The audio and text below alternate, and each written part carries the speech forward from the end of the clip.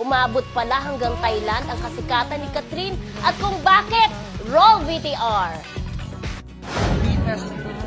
Promise ha. That's why sabi ko nga dati kasi tawag niya baby cat. Kasi when I met her, 15 or 16, wala pa sila ni DJ mo. Tawag ko na kanya baby cat. Tapos sabi ko ngayon, hindi na kita pwede tawagin baby cat. Sophisticated woman ka. Alam mo, magulat ka. Kasi tuloy-tuloy lakad namin. Pero may mga tayo, tigil ka may kwento. Ang daming mga picture sa kanya, ibang lahi. Ibang lahi. Kasi may mga Pinoy din. Which is expected. Pero may mga ibang lahi na sabi ko rin mami din. Most followed na yun, sa Instagram? Grabe. Kasi may lalapit. Ibang tono yung salita. So alam mo, hindi Pinoy. Yun ang picture. Look at picture.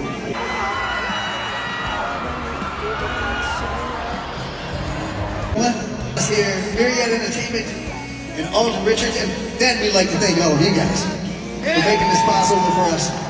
We love you very much. We appreciate you spending time and showing us love and bringing us back here in the Philippines. And also the celebrities entertainment. Hello Kathden fans! Ito nga ha, Ghost International ang inyong Kathden mga kasambreros. Although separate sila ha, sorry po, separate sila mga kasambreros ng international achievements. Ito si Ma'am Catherine, dito ko lang talaga nalaman na sobrang mabenta pala talaga siya sa mga foreigners, no? And akong narinig ninyo ay sabi ni Sir R.S. Francisco na president ng Front Row mga kasambreros ay bata pa lang sila nung una sila na mag-meet ni Ma'am Catherine, 15 or 16, at saka wala pa silang DJ nun. Tapos nga, malaki na siya. And then, nung naglalakad daw sila sa Thailand, maraming humihinto siya kasi kasi nga marami nagpa-picture kay Ma'am Catherine. Grabe no, dito makita talaga mga kasambreros na kumapang inyong box office queen ay hindi lang dito kundi sa buong mundo mga kasambreros na kung saan may Filipino nga. And hindi nakapagtataka na ang Hello Love Again ay talagang tinangkilik ng milyong tao mga kasambreros. Kasi kung hindi sila tinangkilik ng ganun ay hindi aabot ng bilyon ng kanilang gross income mga kasambreros. And then si Pops Alden naman, of course, special mention talaga siya ng 98 Degrees mga kasi sa kanilang first day of concert mga kasambreros kagabi. And sobrang daming tao no. Kahit na siguro wala nang pumunta mamaya or konti nilang mamaya mga kasambreros mamayang gabi ay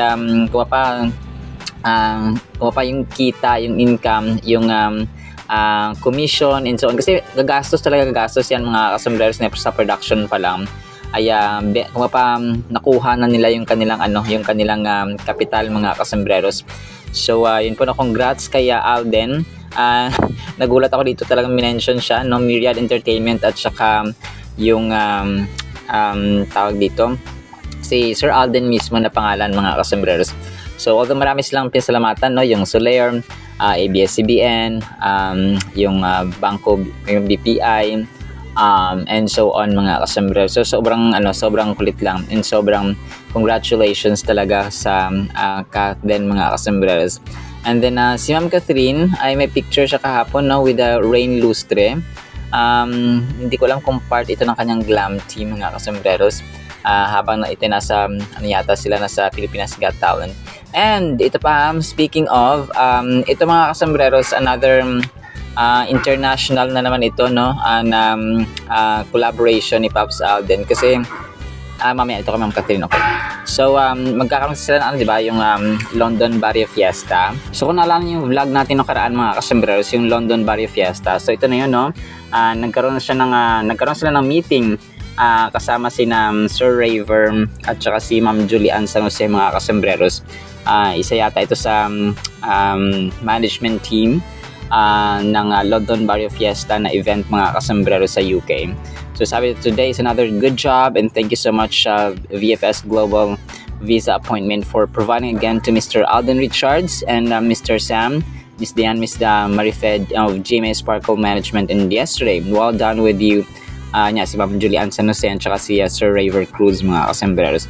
So nag-ano sila na nagpe-prepare na sila mga kasambreros ng kanilang magiging event doon sa susunod na mga araw, mga kasambreros. And then ito nga no, ay yung Pilipinas Got Talent, mga kasambreros. Sobrang kulit ng gagawin nila, no? Siguro sa finals ito, mga kasambreros. Sa semifinals, mga kasambreros na outdoor. Sabi dito is nasa labas sila ng streets or nalansangan, turning the streets into a stage. Abangan ang outdoor semifinals this weekend. Live na live sa ABS-CBN, Sergeant Esguerra Avenue, Quezon City. Pilipinas Got Talent. So, naging voice over, no? So, yun, aabangan natin yan, mga kasambreros. Mamayang gabi. Kasi Sabado na ngayon, mga kasambreros. Abangan natin yan. So grabe nga pasabog ng ng inyong box office king at saka box office queen, although separate projects sila pero kaliwat kanan. And kahapon ito rin picture ni na Sir Alden sa GMA Sparkle Artist Center na staff ito, mga kasambreros. So nag-meeting sila. Busy, no? And then nagpapasalamat tayo kasi marami tayong i-upload tsaka ibabalita at i-update, mga kasambreros. And then ito, may may quote si Sir Alden, mga kasambreros, hindi to prayer. Self-healing. Sabi nito, when an empath chooses to be alone, it's not loneliness. It's a powerful act of self-care. They step back to clear away negative energy, ground their spirit, and reconnect deeply with their true feelings and thoughts. This time alone helps them heal, recharge, and stay balanced in a busy world. So tama, mga kasambreros, parang yung isang taong matalino, hindi lang siya all the time sugod ng sugod. Kailangang hihinto yan, kailangan magpo-pause yan, at saka mag-iisip ng tactic, mag-iisip ng strategy to do better, okay? To be more efficient and more effective sa kanyang gagawin next time. So ganun, mga kasambreros. And then ito, mga picture niya, mga kahapon, mga kasambreros, doon nga sa event ng 98 Degrees, no? Ito po ay nakipag-picture sa kanya si CJ Villasencio, mga kasambreros. Tapos yung ibang staff at saka mga fans din yata ito, no? Makoyski sa MOA, no? Sa Mall of Asia Arena nga, mga kasambreros, sa bago yung start ng 98 Degree na palabas or na concert. So marami nagsasabi na bakit sa isang video konti ang tao. So makita ko kasi dito talaga, mga kasambreros, sobrang daming tao, no? Kasi doon sa una ay hindi pa nagsisimula, no? Yung sa ibang videos, mga kasambreros, sa konti lang ang tao. So ito ay ito na talagang ganap kasi syempre magsisidatingan pa ang tao. Alam niyo naman, iba minsan ay late na, mga kasambreros, no? So ito, no, punong-puno. So congrats again, no, kay Alden at saka sa kanyang myriad. And then nagpa-picture din sila ng staff, mga kasambreros, na nag-arrange ng London Fiesta. And then ito, no, another congratulations, mga kasambreros, kay Sir Alden kasi nga yung kanyang Oxycure ay nagpalabas ng another video, another promotion video, mga kasambreros. Parang sinali na dito yung kanyang pagtakbo araw-araw. May post-run anti-acne routine, mga kasambreros. So congratulations again, no, sa inyong box office king kasi nga kaliwat kanan ang kanyang projects kasama or si Ma'am Catherine din po, although separate sila in the meantime.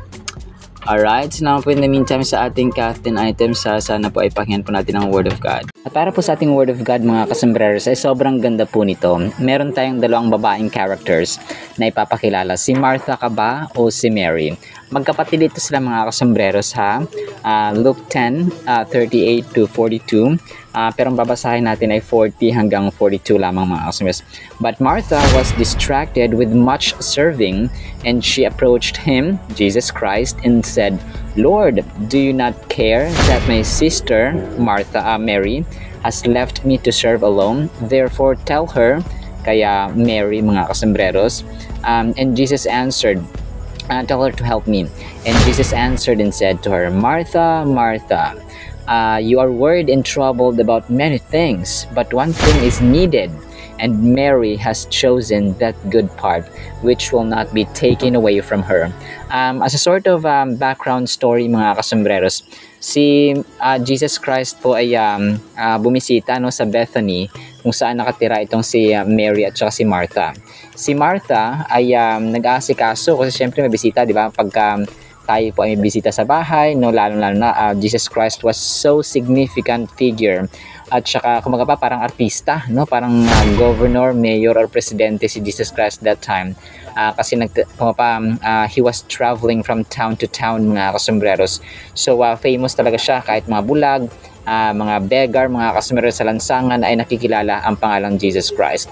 So nung dumisita si Jesus Christ sa bahay ni Mary at Martha, si Martha ay nagsilbing host, no? Siya yung napaka-hospitable ni Jesus Christ ni Martha, mga kasombreros, by serving, no, preparing foods.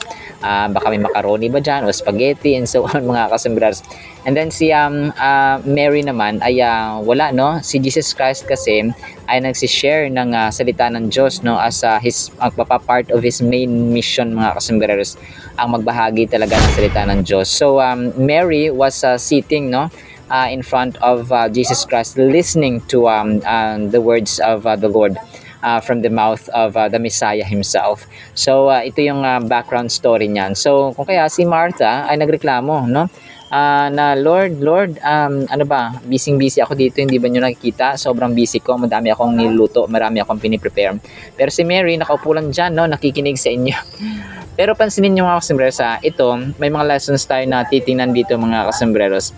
So ito yung time na si Mary ay nakikinig sa salita ng Diyos, and mas prefer, no, mas pinili at mas pinaboran pa ni Jesus Christ si Mary, kung kaya sinabi niya kay Martha na, Martha, Martha, you are worried and troubled about many things, but one thing is needed. Yun yung salita ng Diyos na sinasabi niya at sinasalita niya, mga kasombreros, sa mga tao roon, especially, no, sa harap ni Mary. And Mary has chosen that good part which will not be taken away from her. So ito ay unang-una nagpapakita ng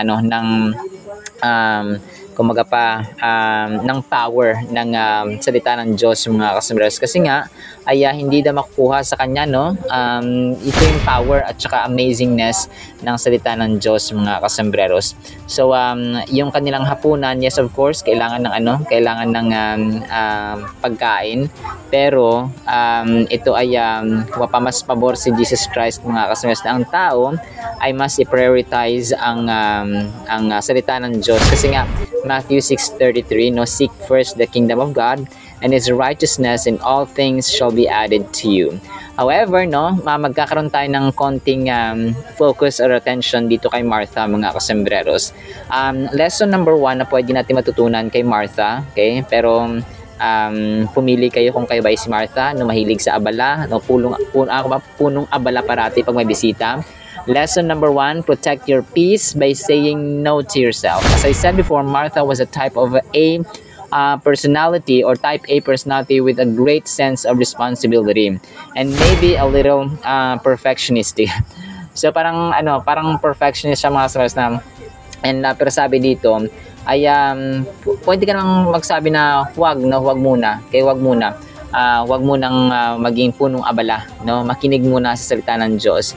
And Martha felt like she had to do all things, no, nobody but her own drive was pushing her. She just kept going and going and going. So kailangan dapat mag-no ka rin naman, no, kasi hindi lang naman pagkain, no, tulad ni Jesus Christ, no, talagang main agenda at main business niya, why He came to our planet Earth, was to share and advance the kingdom of God. Number 2, find out God's priority for you in each season of life. So napaka-applicable nito, mga kasombreros, no?